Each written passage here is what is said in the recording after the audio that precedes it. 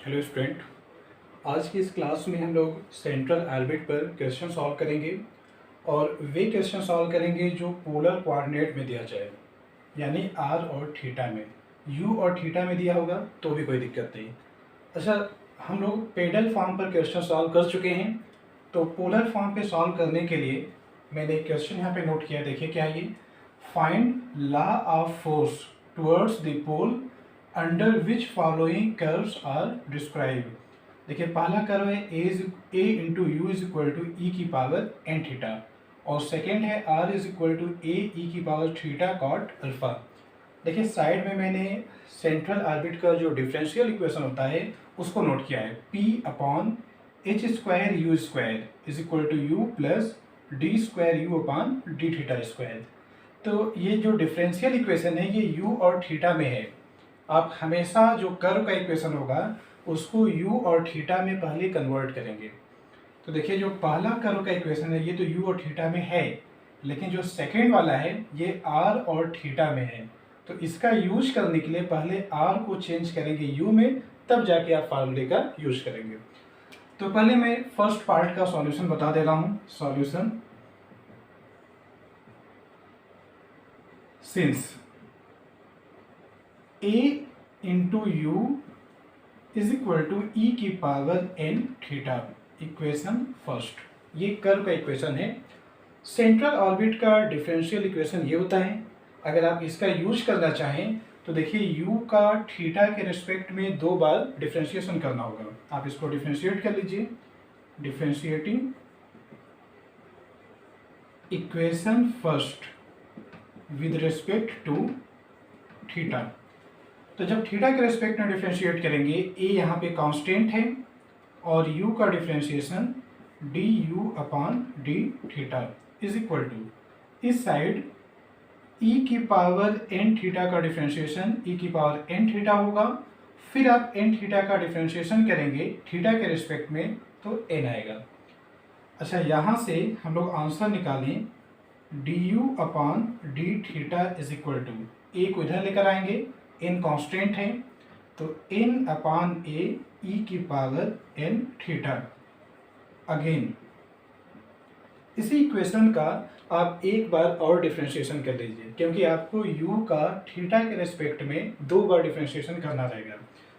तो फिर डिफ्रेंशिएशन करिए, d square u upon d theta square is equal to, देखिए एन अपॉन ए कांस्टेंट है, ये पहले हो जाएगा, ई की पावर एन थीटा का डिफ्रेंशिएशन ई की power n theta into n. जब एन थीटा का डिफ्रेंशिएशन करेंगे, एन को इसके साथ मर्ज करिए तो ये कन्वर्ट हो जाएगा, d square u upon d theta का square is equal to n square upon a e की पावर एन थीटा। इसको हम लोग बना लेते हैं इक्वेशन 2। फिर हम लोग ये लिखेंगे, now differential equation of central orbit. Central orbit का जो डिफरेंशियल इक्वेशन होता है वह ये होता है, यहाँ पे देखिए लिखा गया है, d square u upon d theta square plus u is equal to p upon h square u square. देखिए इस इक्वेशन में हम लोग क्या करेंगे, d square u upon d theta square की वैल्यू रिप्लेस करिएगा। तो d square u upon d theta square की जगह पे आप एन स्क्वायर अपॉन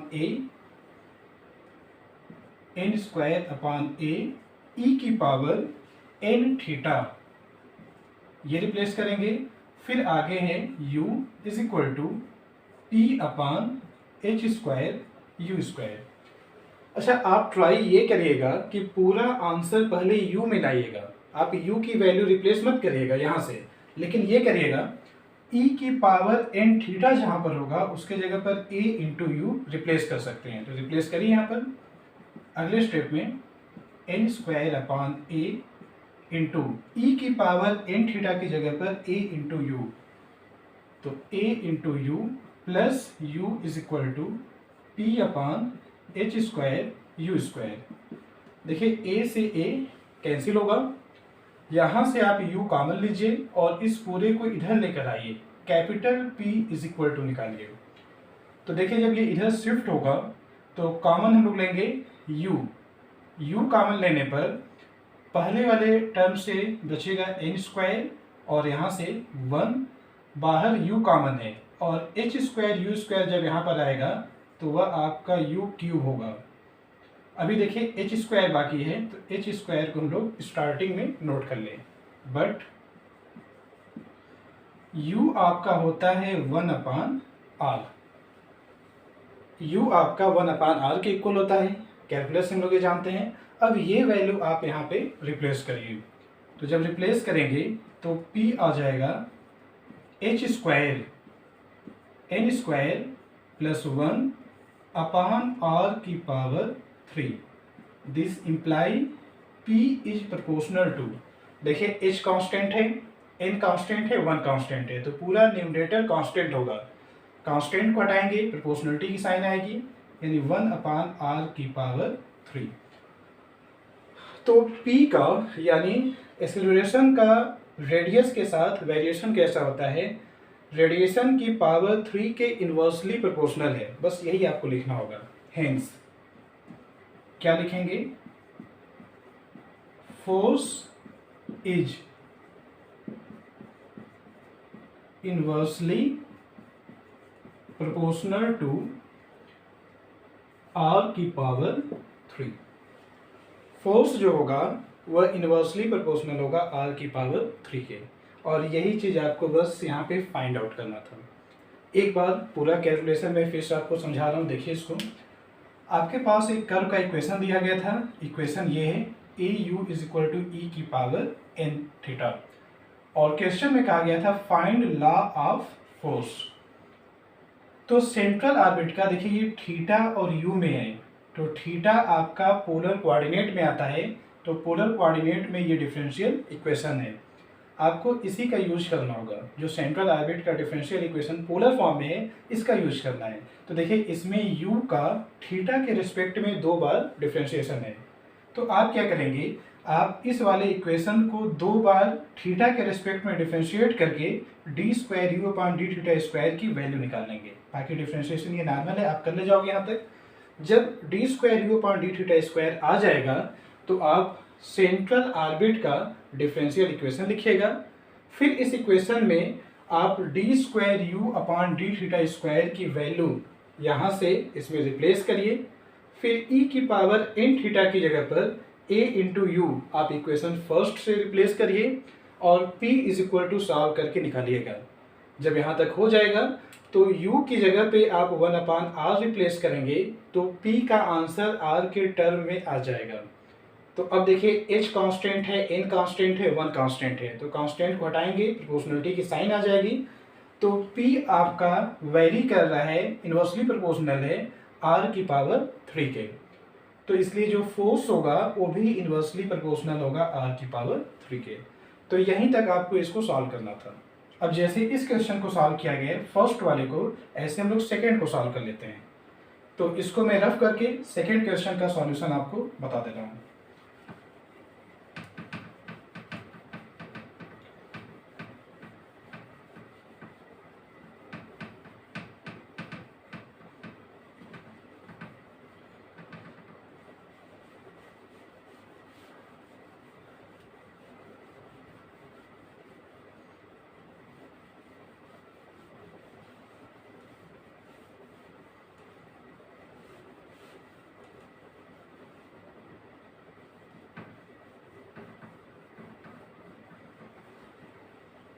चलिए आते हैं हम लोग सेकेंड पर, बी पार्ट का सॉल्यूशन। देखिए कर्व का इक्वेशन क्या है, r is equal to a e की पावर थीटा कॉट अल्फा, ये इक्वेशन है। एक चीज ध्यान रखिएगा कि आपको सेंट्रल ऑर्बिट का जो डिफरेंशियल इक्वेशन होता है वह u में होता है, और इसमें क्या दिया गया है r। तो आप तुरंत r की जगह पे रिप्लेस करिएगा 1/u is equal to a e की पावर थीटा कॉट अल्फा। कहाँ से ये लिखा जाता है, क्योंकि r इक्वल होता है 1/u के। तो 1/u हम लोग निकाल चुके। अब इसको दोनों तरफ रिवर्स करेंगे तो u इज इक्वल टू, इधर देखिए 1/a हो जाएगा, और इसको जब रिवर्स करेंगे तो अपान में जाएगा, उसको ऊपर शिफ्ट करेंगे तो e की पावर माइनस थीटा और कॉट अल्फा। इसको हम लोग बना लेते हैं इक्वेशन फर्स्ट। फिर जैसे पिछला सवाल मैंने आपको बताया था, आप पहले u का थीटा के रिस्पेक्ट में 2 बार डिफ्रेंशिएशन करिएगा। तो लिखेंगे differentiating with respect to theta. पहला स्टेप होगा du/d theta is equal to, देखिए 1/a कांस्टेंट है, ये डिफ्रेंशिएशन में पहले हो जाएगा। e की power minus theta cot alpha का डिफ्रेंशिएशन e की power minus theta cot alpha होगा, इनटू फिर माइनस थीटा कॉट अल्फा का डिफ्रेंशिएशन करना होगा थीटा के रिस्पेक्ट में, तो आंसर आएगा माइनस कॉट अल्फा। ये कॉट अल्फा कांस्टेंट है, तो ये आपका पहले हो जाएगा, यानी du/d theta is equal to minus cot alpha upon a, e की power minus theta cot alpha. एक बार और इसका डिफ्रेंशिएशन करिए again, d square u/d theta का स्क्वायर। एक बार और हम लोग इसका डिफ्रेंशिएशन कर ले रहे हैं, इस बार आंसर मैं डायरेक्ट बता रहा हूँ। देखिए माइनस कॉट अल्फा कांस्टेंट है, वो पहले हो जाएगा। e की power minus theta cot alpha का डिफ्रेंशिएशन करेंगे तो e की power minus theta cot alpha into minus cot alpha आएगा, तो माइनस से ये माइनस प्लस हो जाएगा। कॉट स्क्वायर अल्फा क्या लिखेंगे, कॉट स्क्वायर अल्फा अपॉन ए, जो यहाँ पे डिफ्रेंशिएशन पे मिलेगा कॉट, उसको यहाँ लेकर आ जाएगा, और e की पावर माइनस थीटा और कॉट अल्फा। अच्छा, अब यहाँ से आप मिलाइए, इक्वेशन फर्स्ट ये कहता है कि 1/a e की power minus theta cot alpha ये u के इक्वल होगा। तो आप देखिए ये चीज़ जो हम लोगों ने लिखा है 1/a e की power minus theta cot alpha, इसके जगह पे रिप्लेस करिएगा u, तो ये इक्वेशन आपका मिल जाएगा d² थीटा का square is equal to cot square alpha into u. इसको बनाएंगे इक्वेशन सेकेंड। अब हम लोग लिखेंगे now differential equation of central orbit. Central orbit का डिफरेंशियल इक्वेशन होता है d² theta square plus u is equal to p/h² तो ये डिफरेंशियल इक्वेशन होता है सेंट्रल ऑर्बिट का। आप यहाँ पे वैल्यू रखिए, d² थीटा स्क्वायर की जगह पर ये लिखेंगे तो आपका आ जाएगा, u को हम लोग पहले नोट कर ले रहे हैं, u cot square alpha plus u is equal to p/h²u², इसमें कन्वर्ट हो जाएगा। फिर आप दोनों जगह से u कॉमन लीजिएगा। अच्छा, u कॉमन लेंगे तो ब्रैकेट में कॉट स्क्वायर अल्फा प्लस 1 आएगा, वह कोसेक में कन्वर्ट हो जाएगा। तो आगे क्या लिखेंगे इसको, u इंटू, डायरेक्ट में लिख दे रहा हूँ, u into cosec square alpha is equal to p/h²u²।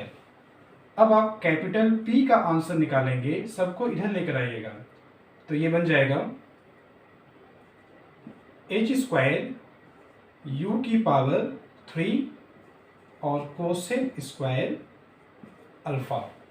फिर u की जगह पे आप 1/r रिप्लेस करिए, क्योंकि हम लोग जानते हैं कि u होता है 1/r के इक्वल।